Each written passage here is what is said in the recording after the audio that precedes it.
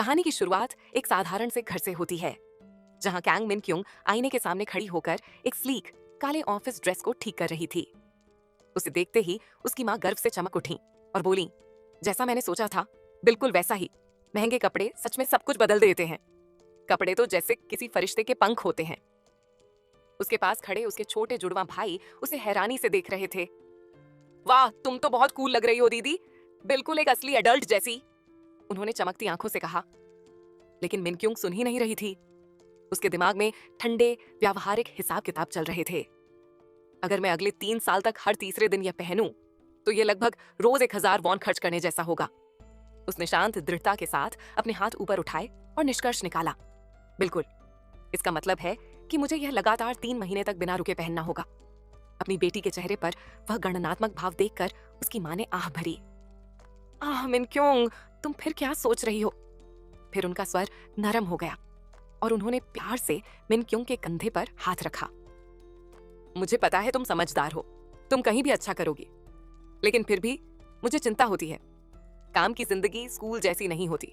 कभी कभी बिना वजह भी चीजें हो जाती हैं। इसीलिए इन 3 बातों को याद रखना। पहली, अपने सीनियर्स की पूरी तरह आज्ञा मानना, न कोई सवाल न कोई शिकायत। दूसरी, वही कहना जो लोग सुनना चाहते हैं, न कि जो तुम कहना चाहती हो। और तीसरी, मुस्कुराना। जब भी किसी से नजर मिले, हमेशा मुस्कुराना। अगले 10 वर्षों तक कांग मिन क्यूंग ने इन्हीं शब्दों के सहारे जीवन जिया। उसने अपने सीनियर्स से सोच समझकर बात की, अपने भावों पर पूरी तरह नियंत्रण रखा और लगभग अलौकिक प्रयास से सफलता की सीढ़ियां चढ़ती गई। प्रवेश परीक्षाओं में सर्वोच्च अंक, मूल्यांकन में शीर्ष रैंक, कार्य पूर्ण करने में सबसे ऊंचे अंक। वह एक ऐसी सहकर्मी के रूप में जानी जाने लगी जिसके साथ काम करना सबसे अधिक पसंद किया जाता था। हर काम में निपुण, वह तेजी से प्रमोशन की सीढ़ियां चढ़ती गई और अंततः उसने वह हासिल कर लिया जो बहुत कम लोग कर पाते हैं। कंपनी की सबसे कम उम्र की असिस्टेंट मैनेजर बन गई। लेकिन फिर सब कुछ बदल गया। मैनेजिंग डायरेक्टर तेजून सेओब के ऑफिस के भीतर वह शांत खड़ी थी जब वह उसे यह खबर सुना रहे थे। हाँ, जल्द ही एक आधिकारिक घोषणा की जाएगी।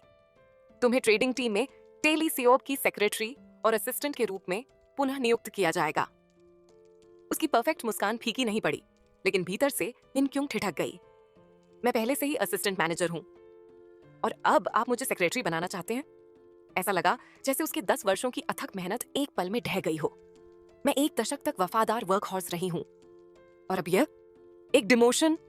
फिर भी मुस्कुराते हुए उसने विनम्रता से पूछा, क्या मुझसे काम में कोई गलती हुई है? कृपया बताइए, मैं तुरंत उसे सुधार दूंगी। तेजून सेओब ने सिर हिलाया। कोई गलती नहीं, बल्कि इसके बिल्कुल विपरीत, तुम बहुत ज्यादा अच्छी रही हो। वह रुके, हाथ में पकड़ी फाइल पर नजर डालते हुए। मैनेजर कैंग, मुझे पता है यह अनुचित है, मुझे खुद भी इसका अफसोस है। तुम्हारे जैसी प्रतिभा को खोना मैं नहीं चाहता था, लेकिन पूरे टीके ग्रुप की समीक्षा करने के बाद ऐसा लगता है कि केवल तुम ही टेली सेओब को संभाल सकती हो। अंत में उन्होंने उसकी आंखों में सीधे देखते हुए जोड़ा, और सॉन्ग बेकजे में तुम्हें उसके बारे में एक दिलचस्प प्रस्ताव मिलेगा। सॉन्ग बेकजे, चीड़ और अखरोट के पेड़ों से घिरा एक विशाल हवेली, जहां छनकर आती धूप भी गंभीर प्रतीत होती थी। एक ऐसी जगह जो कोरिया के व्यापारिक अभिजात वर्ग का प्रतीक थी।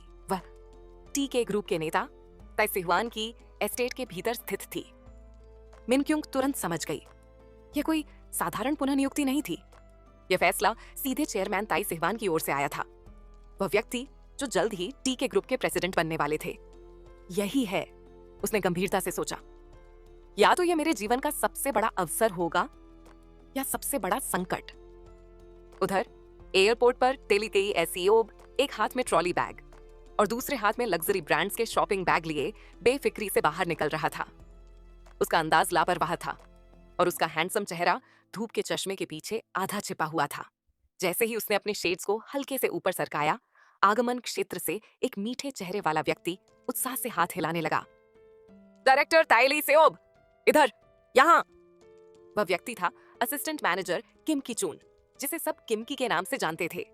चमकती मुस्कान के साथ पास आते हुए किमकी ने पूछा, आपकी फ्लाइट कैसी रही सर? बिना ज्यादा रुचि दिखाए टेली सेओब ने अपने बैग उसे थमाते हुए जवाब दिया, ठीक थी। बैग संभालते हुए किमकी ने प्रसन्नता से कहा, आपकी बिजनेस ट्रिप के लिए धन्यवाद सर। लेकिन वास्तव में टेली सियोब के दिमाग में काम का कोई ख्याल नहीं था। Business trip? वह तो बस एक बहाना था, उसने कड़वाहट से सोचा। आखिरकार मैंने खुद को इन सालों की ओवरवर्किंग के बाद उस बैर से मुक्त किया है जिसे मैं ढो रहा था। 34 साल मैंने अपनी पूरी जिंदगी टीके ग्रुप को समर्पित कर दी, सिर्फ सॉन्ग बैग जय का मालिक बनने के लिए। और फिर भी ताइजून सेओब की साजिश का शिकार होकर मैंने सब कुछ खो दिया। उसने मेरा कोर बिजनेस मेरे पैरों तले से खींच लिया। तो बताओ मैं आखिर किस लिए जी रहा था? जबड़े भींचते हुए टेली सियोब ने अंधेरे भाव से सोचा।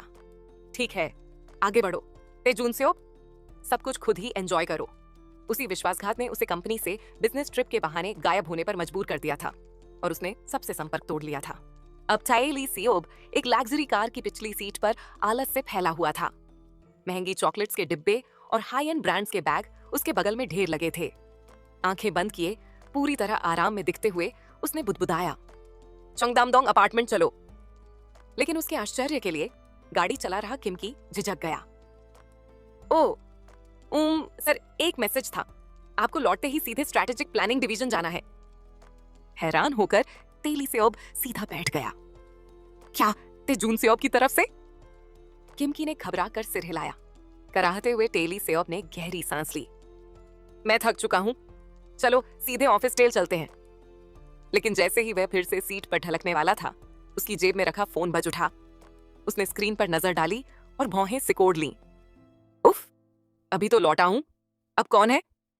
स्क्रीन पर चमकता नाम देखकर उसने जीभ चटकाई। तैजून सेओब।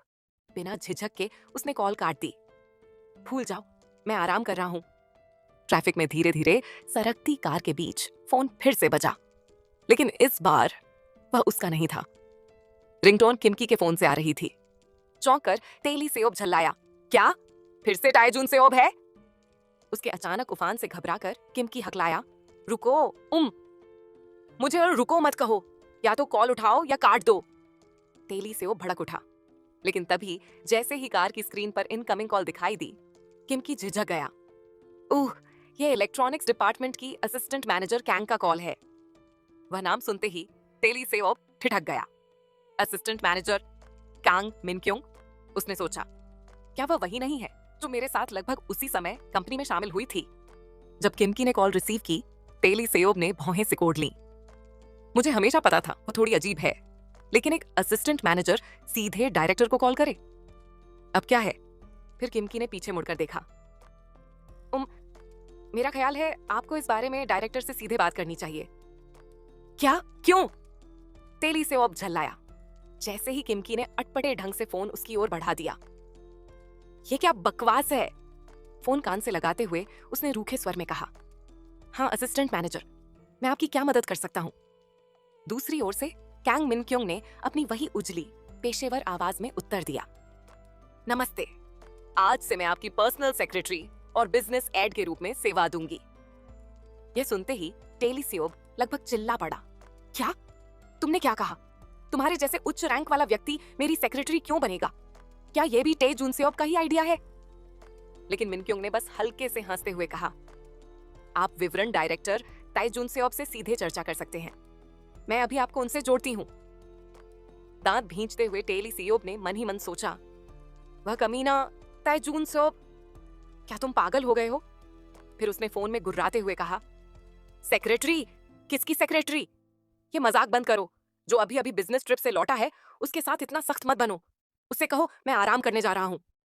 और इतना कहकर उसने कॉल काट दी। दूसरी ओर मिनक्योंग कुछ पल शांत भाव से फोन को देखती रही।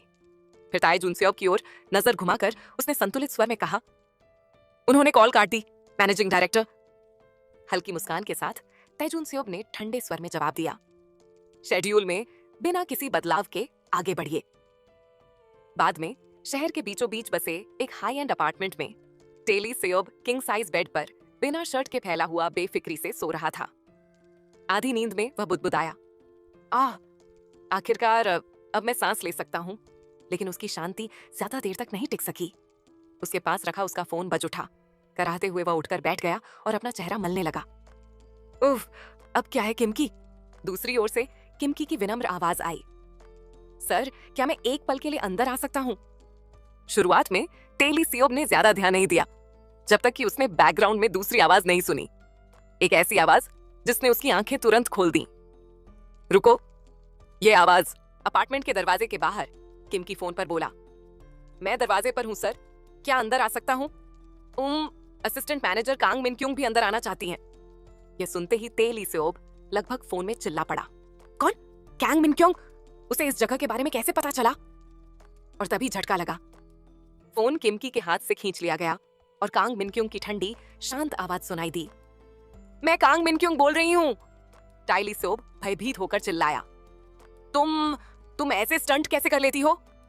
डिप्टी डायरेक्टर कांग, जिसे कंपनी के काम में डूबा होना चाहिए, वह मेरे ऑफिस टेल के दरवाजे तक क्यों आई है? लेकिन मिन क्योंग का स्वर पेशेवर था, लगभग प्रसन्न। मैं कांग मिन क्योंग हूं, जिसे आज से एग्जीक्यूटिव डायरेक्टर टाइली सियोब की सहायता के लिए सेक्रेटरी नियुक्त किया गया है। क्या तुम सच में गंभीर हो? वह हाँफते हुए बोला। फिर उसके अगले शब्दों ने उसे जड़ कर दिया। ये आदेश सीधे सॉन्ग बैगजे से आए हैं। उसने शांत स्वर में जोड़ा। मुझे खेद है, लेकिन मेरे पास समय नहीं है। मैं अब अंदर आ रही हूं। रुको! टेली सियोब चीख पड़ा और झटके से बिस्तर पर सीधा बैठ गया। लेकिन घबराहट में उसका पैर चादरों में उलझ गया और वह जोरदार धड़ाम के साथ फर्श पर जा गिरा। उसका फोन हाथ से छूटकर कमरे में दूर तक फिसल गया। फर्श पर बिखरे बालों और आधे कपड़ों में उसने भय से ऊपर देखा। उसी क्षण दरवाजा अनलॉक होने की इलेक्ट्रॉनिक बीप की आवाज गूंज उठी। रुको रुको! घबराकर उसने अपने ढीले शॉर्ट्स को ऊपर खींचा। गिरते समय वे आधे नीचे खिसक गए थे। दोनों हाथों से उन्हें थामे हुए वह चिल्लाया, 1 मिनट रुको! लेकिन बहुत देर हो चुकी थी। दरवाजा खुल चुका था और कांग मिन क्योंग अंदर कदम रख चुकी थी, चेहरे पर वही पेशेवर मुस्कान लिए हुए, घोषणा करते हुए, नमस्ते एग्जीक्यूटिव डायरेक्टर। उसकी मुस्कान तुरंत ठिठक गई। वहां टाइली सियोब खड़ा था, चेहरा लाल, फर्श पर झुका हुआ, मुश्किल से ढका हुआ, दोनों हाथों से अपने आधे खिसके हुए शॉर्ट्स को बेताबी से पकड़े हुए। उनकी नजरें मिली। खामोशी, एक बेहद शर्मनाक, दम घोंट देने वाली खामोशी। कुछ क्षण बाद मिन क्योंग शांत भाव से अपार्टमेंट से बाहर निकल गई और दरवाजा पीछे से बंद कर दिया। इलेक्ट्रॉनिक लॉक ने हल्की सी बीप की आवाज की और उसके तुरंत बाद अंदर से एक जोरदार चीख सुनाई दी। कुछ मिनट बाद ली सियोब आखिरकार बाहर आया, अब एक साधारण टी शर्ट और शॉर्ट्स पहने हुए, चेहरा पूरी तरह चिढ़ा हुआ। बाहर किम की और मिन क्योंग धैर्यपूर्वक इंतजार कर रहे थे। उसे देखते ही मिन क्योंग ने अपने चश्मे को ठीक किया और संतुलित स्वर में कहा, 15 मिनट बाकी हैं, क्या आप तैयार हैं? बाहें बांधे उसकी ओर देखे बिना ली सियोब ने सपाट आवाज में जवाब दिया, मैं कहीं जाने के लिए बिल्कुल तैयार नहीं हूं। जैसा कि आप देख सकती हैं, मैंने अभी तक नहाया भी नहीं है। मुझे बहुत भूख लगी है और मेरे पास पहनने के लिए कपड़े भी नहीं हैं। बिना एक पल गंवाए मिन क्योंग ने उत्तर दिया, उसकी चिंता मत कीजिए। फिर उसने पुकारा, असिस्टेंट किम जी। किमकी ने अपनी सामान्य उत्साह भरी आवाज में जवाब दिया और अचानक उसके बगल में प्रकट हुआ, बाहों में कई साफ सुथरे ड्राई क्लीन किए हुए सूट संभाले हुए। किमकी की ओर शालीनता से इशारा करते हुए मिन क्योंग ने जोड़ा, आपके कपड़े पहले से ही ड्राई क्लीन करवाकर तैयार करवा दिए गए हैं। ली सियोब कुछ समझ पाता उसे पहले ही किमकी फिर से कहीं से अचानक प्रकट हो गया। इस बार उसके हाथ में एक कप कॉफी और सैंडविच का एक डिब्बा था। और मिन क्योंग ने सहजता से आगे कहा, खाना की ओर इशारा करते हुए, जबकि उसकी नजरें ली सियोब पर टिकी रहीं। ये सैंडविच आपके नाश्ते के लिए तैयार करवाए गए हैं। मैं सैंडविच नहीं खाता, ली सियोब ने आदतन बड़बड़ाया, लेकिन वह पूरा भी नहीं कर पाया था कि उसने बिना झिझक बीच में ही काट दिया। आपकी पसंद के अनुसार हमने सब्जियों के बिना हैम और चीज सैंडविच तैयार किया है। इसके अलावा एक एग सैंडविच भी है। ली सियोब बस उसे चुपचाप घूरता रहा। उसका भाव पढ़ पाना मुश्किल था। एक बार फिर अपने चश्मे को ठीक करते हुए मिन क्योंग ने पेशेवर ढंग से जोड़ा, हम आगे बढ़ते हुए विस्तृत शेड्यूल और स्पष्टीकरण प्रदान करते रहेंगे। यही आखिरी सीमा थी। 1 मिनट रुको! ली सियोब भड़क उठा, उसकी ओर उंगली उठाते हुए। यह बकवास है, सिर्फ इसलिए कि तुम मेरी सेक्रेटरी हो। क्या तुम सच में मेरे घर तक मेरा पीछा करोगी? यह मेरी निजी जगह है। मैं यहाँ आज आदि से रहता हूँ, समझी? लौटता रहता हूँ, कपड़े उतारता हूँ, ऐसे ही घूमता रहता हूँ। उसने झुंझलाहट में खुद की ओर इशारा किया। फिर पास आकर चुनौती भरी नजर से उसकी ओर झुकते हुए उसने जोड़ा, क्या तुम यह सब संभाल पाओगी? बिना पलक झपकाए मिनक्युंग ने ठंडे स्वर में जवाब दिया, ओह, क्या आप शायद इसलिए असहज हैं क्योंकि मैं एक महिला हूं? यह बात उसे पूरी तरह चौंका गई। वह रुक गया, फिर पेट पकड़कर जोर जोर से हंस पड़ा। माफ करना, तुमने अभी क्या कहा? हंसते हुए उसने उसकी ओर इशारा किया।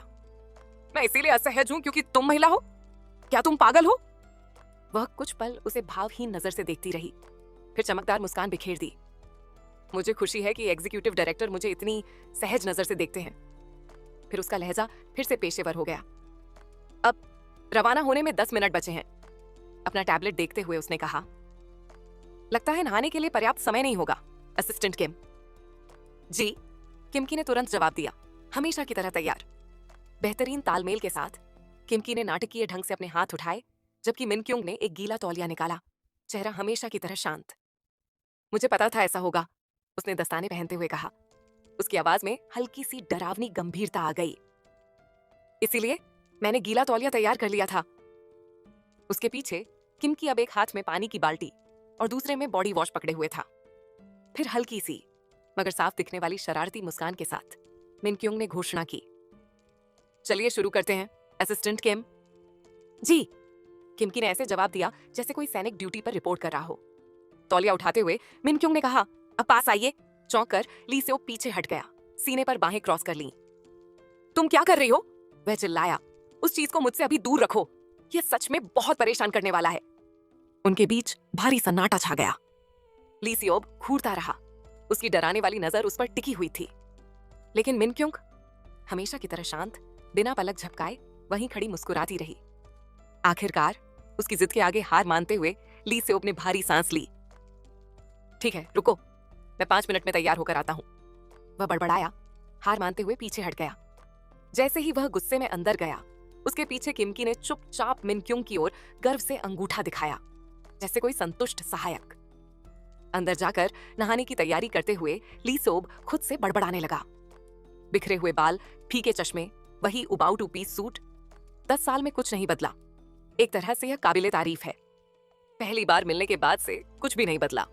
फिर उसने भौहें सिकोड़ लीं, लेकिन फिर भी उसमें कुछ ऐसा है जो मुझे हमेशा की तरह परेशान कर देता है। और तभी अतीत का एक दृश्य उसकी आंखों के सामने चमक उठता है। कंपनी के अनाउंसर की आवाज पूरे हॉल में गूंज उठी। टीके ग्रुप 53वें बैच के नए ट्रेनीज की घोषणा करता है। प्रस्तुत है उत्कृष्ट कर्मचारी, प्रथम स्थान एम्प्लॉई मिनक्युंग, बधाई हो।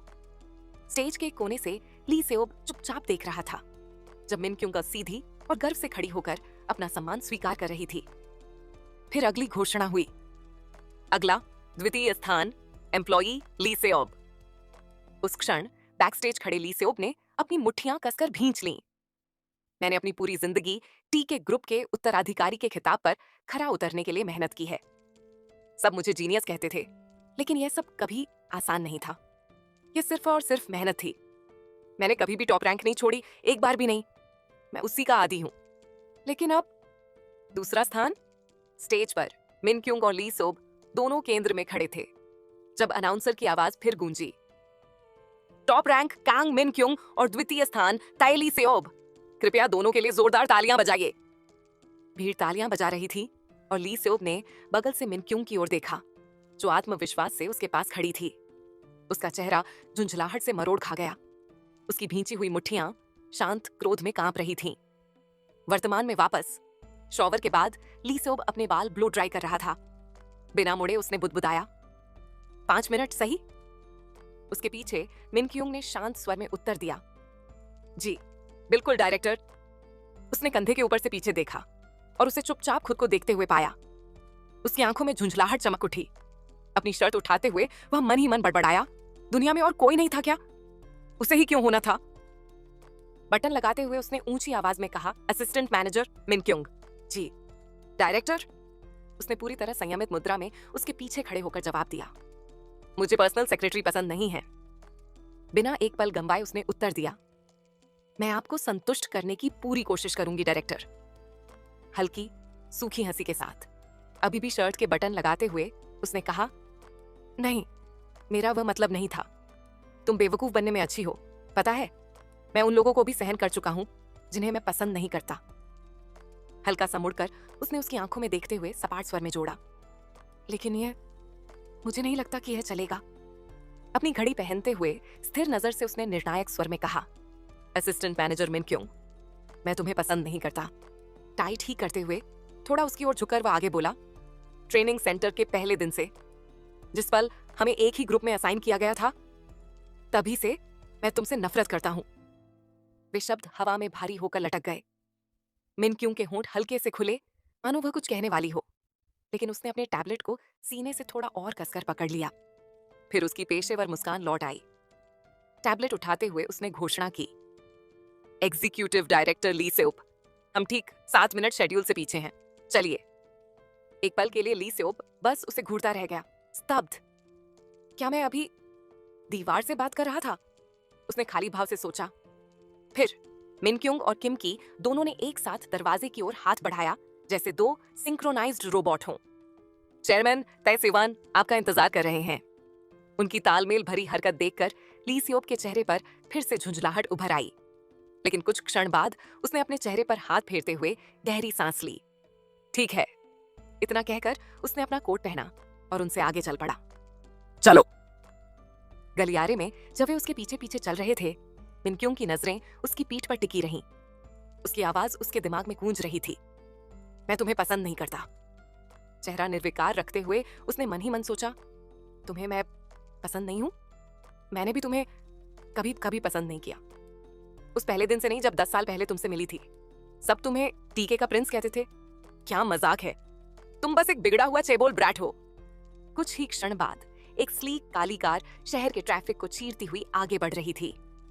पिछली सीट पर ली सेओप चुपचाप बैठा था, सिर खिड़की के शीशे से टिकाए, गहरी सोच में डूबा हुआ। आगे की सीट पर बैठी मिन क्योंग रियर व्यू मिरर से उसे देख रही थी।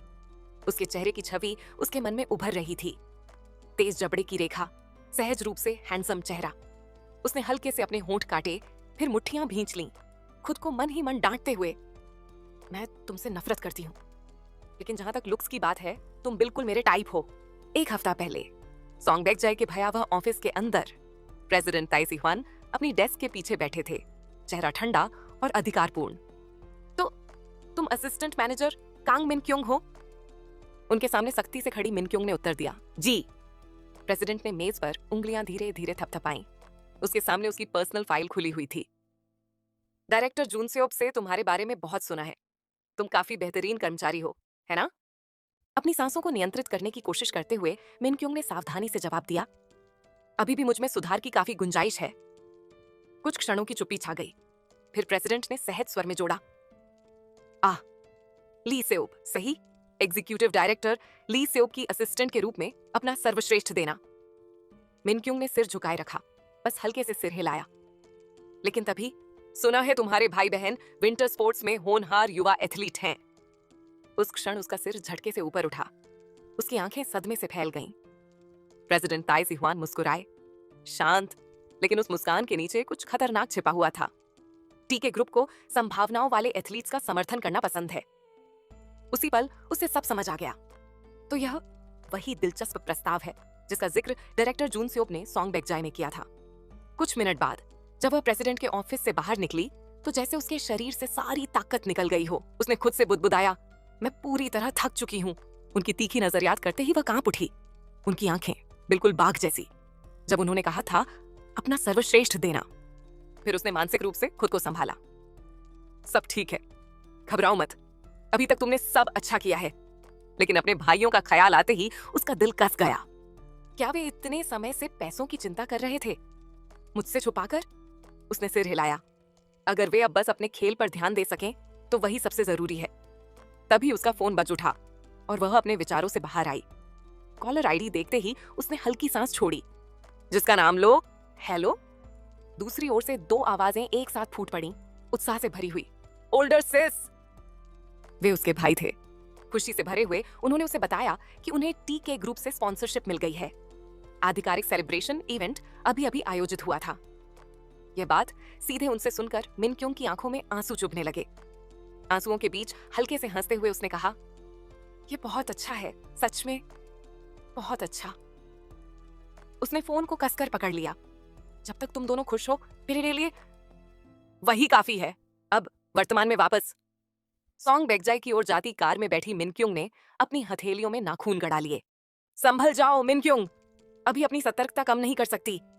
मुझे किसी तरह ली सेओब को संभालना सीखना होगा, किसी भी तरह, उनके लिए, अपने परिवार के लिए। यह अब सिर्फ काम नहीं था, यह निजी हो चुका था।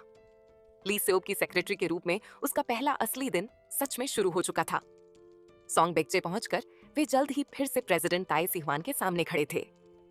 ली सेओब अपने दादा के पीछे खड़ा था। उसका हाथ धीरे से वृद्ध व्यक्ति के कंधे पर टिका हुआ था और चेहरे पर कोमल मुस्कान थी।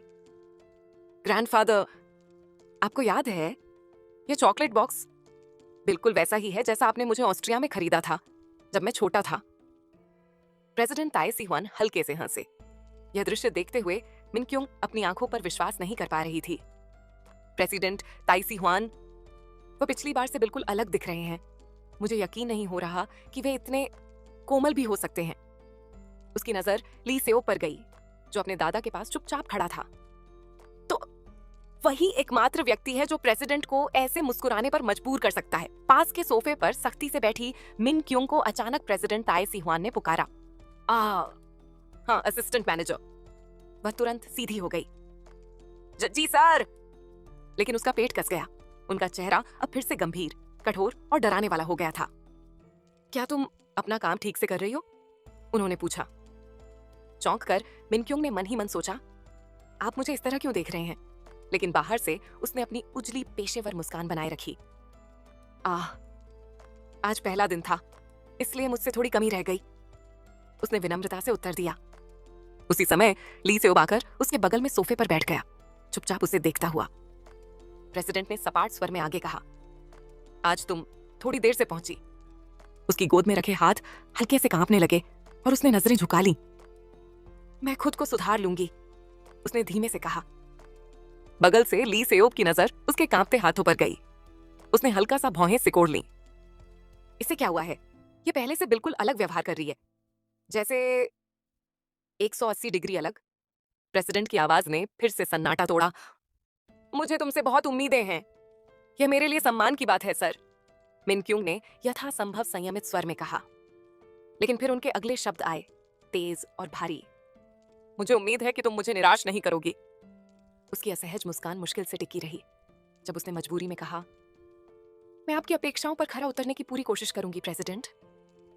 बगल से उसे देखते हुए ली सेओब ने सोचा, क्या सच में डरी हुई है अभी? फिर प्रेसिडेंट का स्वर थोड़ा नरम हुआ जब उन्होंने अपने पोते को संबोधित किया। ली सेओब। जी।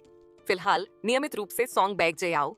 बीच बीच में मुझे अपना चेहरा दिखाते रहो और एक उचित प्रोडक्ट ब्रीफिंग तैयार करो। अपनी चाय उठाते हुए प्रेसिडेंट की नजर मिनक्युंग पर गई। असिस्टेंट मैनेजर कैंग, क्या तुम समझ गई? वह हल्का सा चौंक गई और तुरंत बोली, जी प्रेसिडेंट। प्रेसिडेंट ने फिर से ली सेओब की ओर देखा। तुम TKC&T के भविष्य का केंद्र हो, इसलिए सर्वश्रेष्ठ प्रोडक्शन पर्सनल तुम्हारी सहायता करेंगे। सही कहा, असिस्टेंट मैनेजर कांग जैसी कोई नहीं है, ली सेओब ने सहज स्वर में उत्तर दिया। लेकिन थोड़ी देर रुककर उसने जोड़ा, वैसे ग्रैंडपा, मुझे लगता है असिस्टेंट मैनेजर। यह सुनते ही मिनक्युंग घबरा गई। उसकी आंखें भय से फैल गईं। नहीं नहीं, उन्हें मत बताओ, ली सेओब आगे बोला। असिस्टेंट मैनेजर कैंग मेरे घर नियमित रूप से आती जाती हैं ताकि उसकी सांस लगभग रुक गई। ओह नहीं, चुप रहो। बेबस होकर उसने हाथ बढ़ाया और धीरे से उसकी शर्ट की आस्तीन को चुटकी से पकड़ लिया, मानो चुपचाप विनती कर रही हो। मैं अपने पहले ही दिन नौकरी से नहीं निकलना चाहती।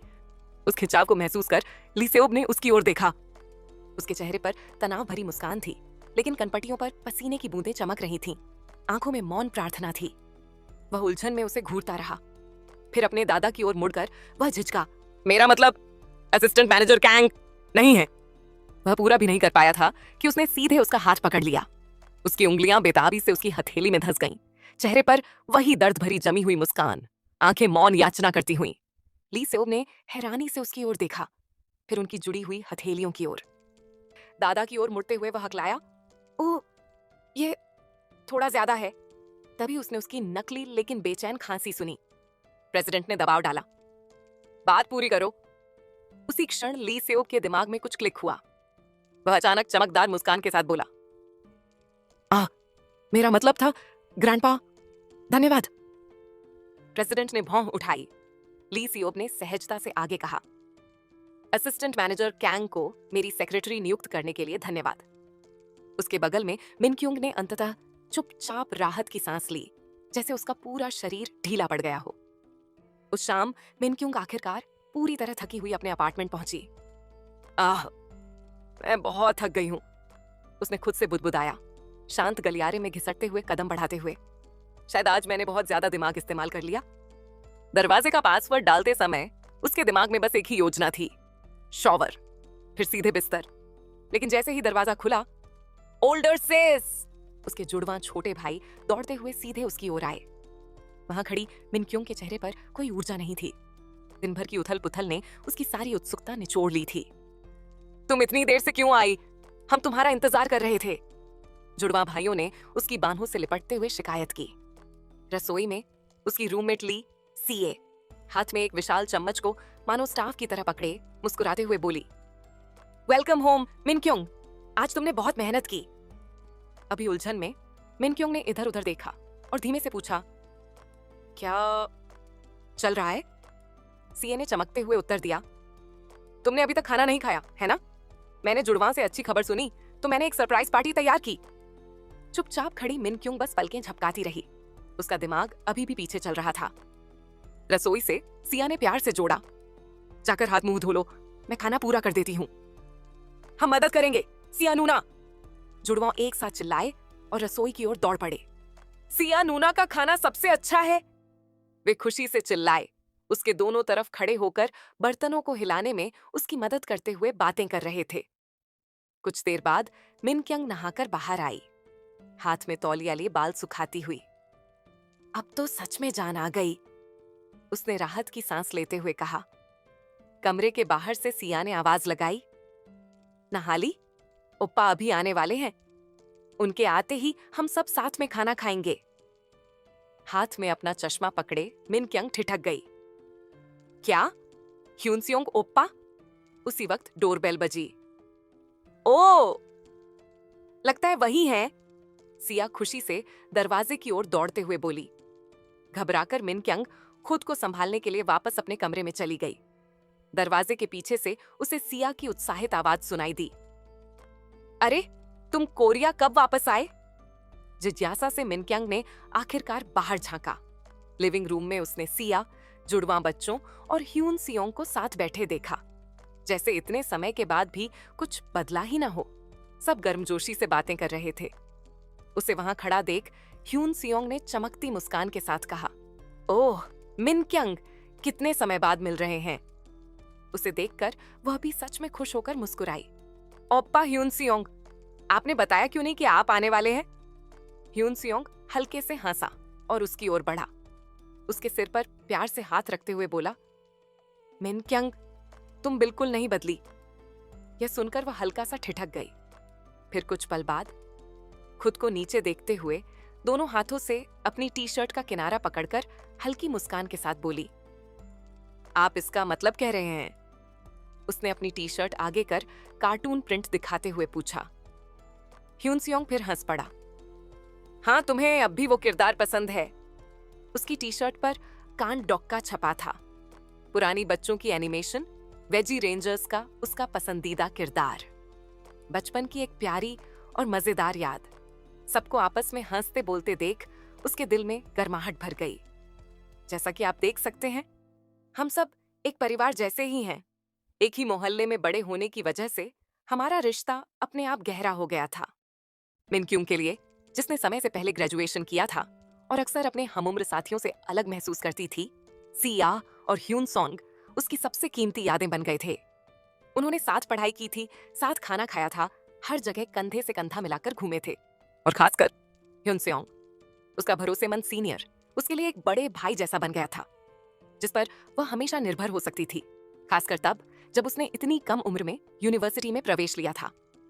वर्तमान में वापस डाइनिंग टेबल के चारों ओर बियर के गिलासों की टकराने की आवाज गूंज उठी, जब सबने एक साथ खुशी से कहा, चीयर्स। सीए ने हंसते हुए अपना गिलास नीचे रखा।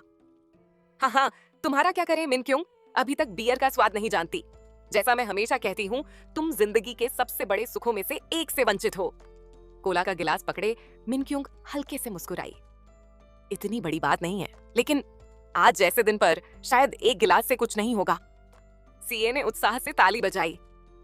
बस यही तो, जुड़वाओं को टीके की स्पॉन्सरशिप मिलने की बधाई और ह्यून सेओंग के स्काउट होने की भी बधाई। जुड़वा में से एक मुस्कुराया। एमएनपी लॉ फर्म से स्काउट होना तो कमाल है। ओपा, क्या आप सच में अब कोरिया वापस आ गए हैं? ह्यून सेओंग ने सिर हिलाया। हाँ, इस बार मैं यहीं शिफ्ट हो रहा हूँ। मुझे टीके की ट्रेडिंग टीम में असाइन किया गया है। फिर मिन क्योंग की ओर देखते हुए उसने सहजता से पूछा, तुम किस टीम में हो मिन क्योंग? ओह, उसने पलकें झपकाई। मैं भी आज ही ट्रेडिंग टीम में शुरू हुई हूँ, आज ही। सीए, जो हमेशा गॉसिप के लिए तैयार रहती थी, आगे झुक गई।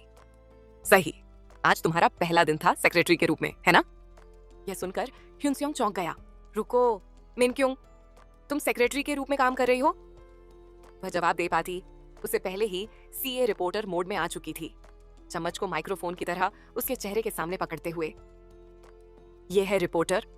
सिया, बताइए, टेली सेओ के इतने करीब काम करने का अनुभव कैसा है? चेहरा सपाट रखते हुए मिन क्योंग ने सीधे स्वर में कहा, कैसा लगता है? क्या मुझे सच में बताने की जरूरत है? सीए ने नाटकीय अंदाज में अपना हाथ माथे पर रख लिया। क्या? ये खट्टा सा चेहरा क्यों? फिर दूसरों की ओर मुड़ते हुए वह पूरी कहानी सुनाने के अंदाज में आ गई। टेलीसोब, टीके ग्रुप के चेयरमैन तेसी वान के इकलौते पोते, देश के शीर्ष कांग्लोमरेट्स में से एक में जन्मे, गुड़िया जैसे नैन नक्श और सिल्वर स्पून इमेज के साथ वह बचपन से ही लोगों की नजरों में पले बढ़े। आज भी लोग उनके विजुअल्स की बात ऐसे करते हैं जैसे वह कोई अर्बन लीजेंड हो। उसने आवाज धीमी कर ली, लगभग फुसफुसाते हुए। 20 साल की उम्र के बाद उन्होंने कैमरों से बचना शुरू कर दिया। मीडिया में शायद ही कभी दिखाई दिए। यहाँ तक कि अफवाहें भी हैं कि वह पूरी तरह पब्लिक आई से गायब हो गए थे। फिर वह मिन क्योंग के और करीब झुककर उसके कंधों को हल्के से हिलाते हुए बोली, अब बताओ, क्या यह यकीन करना मुश्किल नहीं है? इतने हैंडसम चेबोल हेयर के बगल में खड़े होकर, इतने कि लोग उनके फोटो कार्ड्स की अदला बदली कर लें अगर मौका मिले, और फिर भी तुम्हें कुछ महसूस नहीं होता? और भी उनकी पर्सनल असिस्टेंट होना मतलब प्रमोशन की एस्केलेटर पर खड़े होने जैसा है ना? अब भी अपने गिलास की ओर देखते हुए मिन क्योंग ने धीमे से कहा, प्रमोशन? मैं तो बस इतनी किस्मत वाली रहूं कि नौकरी से न निकाली जाऊं। क्या? सिया चीख पड़ी। क्यों? क्या हुआ? कुछ पल की चुप्पी के बाद मिन क्योंग ने आखिरकार धीरे से स्वीकार किया, वह मुझे पसंद नहीं करता। टेबल पर बैठे सभी लोग एक साथ बोल पड़े। क्या? क्यों? अपना कोला उठाते हुए मिन क्योंग ने आह भरते हुए समझाया, हम लगभग एक ही समय कंपनी में शामिल हुए थे, लेकिन कभी बात नहीं की। मुझे लगता है ट्रेनिंग सेंटर में पहली बार मुझे देखते ही उसने मुझसे नफरत करना शुरू कर दिया था। वह हल्के से मुस्कुराई। मैं मानती हूँ, मुझे भी वह पसंद नहीं था, लेकिन अब इस दुर्भाग्यपूर्ण स्थिति की वजह से हमें साथ काम करने के लिए मजबूर किया गया है। उसने गिलास नीचे रखा और सादगी से जोड़ा, यह एक असहज सहजीवी संबंध है। ह्यून सेओंग चिंतित होकर आगे झुका। तो तुम ऐसे व्यक्ति के साथ करीबी काम कर रही हो जिससे तुम्हारी नहीं बनती। यह तो काफी थकाने वाला होगा। आज का दिन तुम्हारे लिए मुश्किल रहा होगा, है ना? अपनी गर्दन के पीछे हाथ फेरते हुए मिन क्योंग ने थके स्वर में स्वीकार किया, सच है, लेकिन मुझे इंसेंटिव्स भी मिलते हैं। यह सुनकर ह्यून सेओंग खड़ा हुआ और उसके कंधों पर धीरे से दोनों हाथ रखकर हल्की मालिश करने लगा। ओपा, मैं ठीक हूं, उसने जल्दी से कहा। हल्की मुस्कान के साथ ह्यून सेओंग बोला, पैसा जरूरी है, लेकिन अपनी सेहत का भी ध्यान रखना, ठीक है? तुम हमेशा खुद को ज्यादा काम में झोंक देती हो, यही तुम्हारी असली समस्या है। मुझे पता है, मैं अपना ख्याल रखूंगी, चिंता मत करो। फिर हल्का हंसते हुए उसने जोड़ा, अगर मेरा बॉस भी आपके आधे जितना दयालु होता तो मुझे इतनी परेशानी नहीं झेलनी पड़ती। तभी उसका फोन वाइब्रेट हुआ। उसने नीचे देखा। एक मैसेज था ली एसईओ की तरफ से, क्लाइंट मीटिंग के लिए मटेरियल्स व्यवस्थित कर दो, 7 बजे मेरे ऑफिस में रहना, लेट मत होना। उसकी मुस्कान जकड़ गई, चेहरा झुंझलाहट से तन गया। फोन पर उसकी पकड़ कस गई और फिर भी उसके होंठों पर एक थकी कड़वी मुस्कान आ गई। बिल्कुल, अभी ही मैसेज क्यों नहीं भेजोगे? अगली सुबह ली सेओब के अपार्टमेंट के अंदर मिन क्योंग ने अपनी सामान्य पेशेवर मुस्कान के साथ उसे अभिवादन किया। Good morning executive director. लेकिन उसकी ओर देखे बिना ही ली सेओब ने अपना फोन चेक किया और हल्की मुस्कान के साथ कहा, तुम 30 मिनट लेट हो।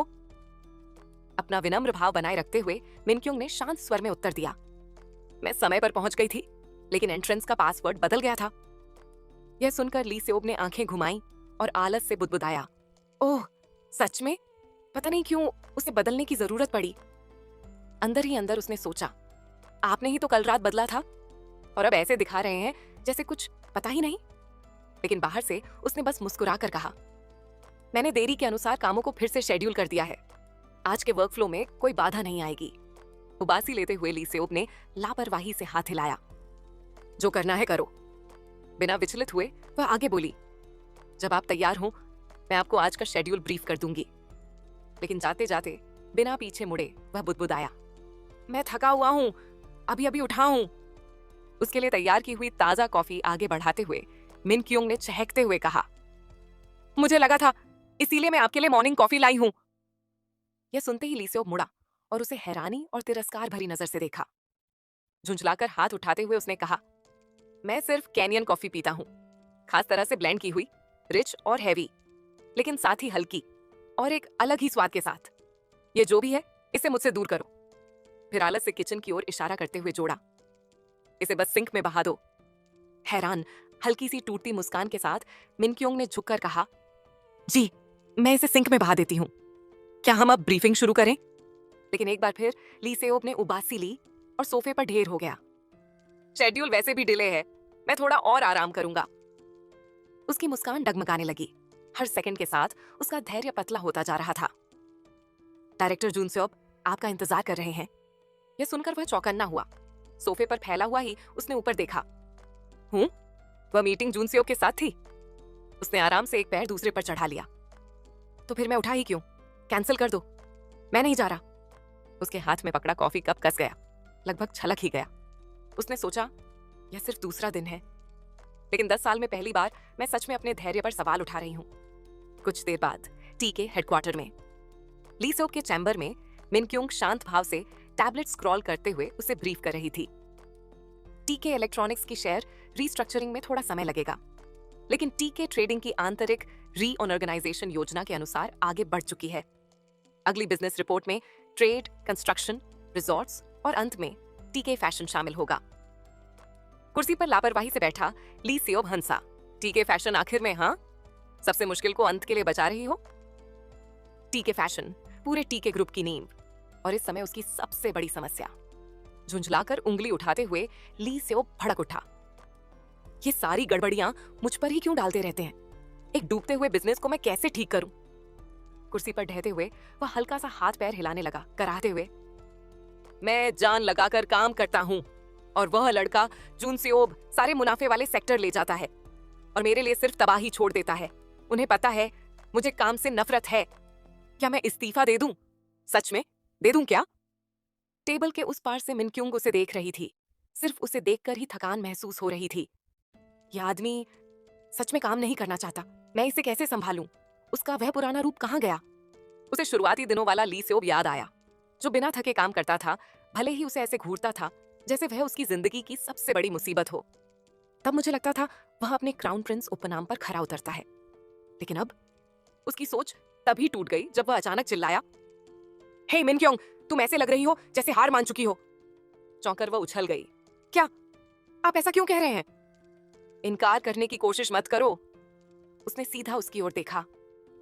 अब तुम क्या करोगी जब वह असिस्टेंट मैनेजर कंग, जो कभी इतनी चमकती थी, मेरे नीचे काम करने को मजबूर है? उसकी मुस्कान टूट गई। मुझे सच में खेद है। एग्जीक्यूटिव डायरेक्टर के अधीन काम करना मेरे लिए सम्मान की बात है। यह सुनते ही उसने दोनों हाथ जोर से टेबल पर पटके, जिससे वह फिर से चौंक गई। Assistant manager Kang? जड़ होकर खड़ी मिनक्युंग ने देखा। वह आगे बढ़ा और ठीक उसके सामने आकर रुक गया। थोड़ा झुकते हुए धीमी आवाज में उसने कहा, तुम्हारे होंठ सूखे हुए हैं और फिर भी तुम इतनी आसानी से झूठ बोलने की हिम्मत रखती हो? अचानक मुड़कर उसे स्तब्ध छोड़ते हुए उसने दोनों हाथ आलस से फैलाए और उबासी ली। दोबारा ऐसा मत करना, कोई नकली चापलूसी नहीं। अब भी सदमे में मिनक्युंग ने अनायास अपनी उंगलियों से अपने होंठ छुए और अविश्वास में फुसफुसाई, मेरी जिंदगी में आखिर हो क्या रहा है? क्या मैं इससे बच पाऊंगी?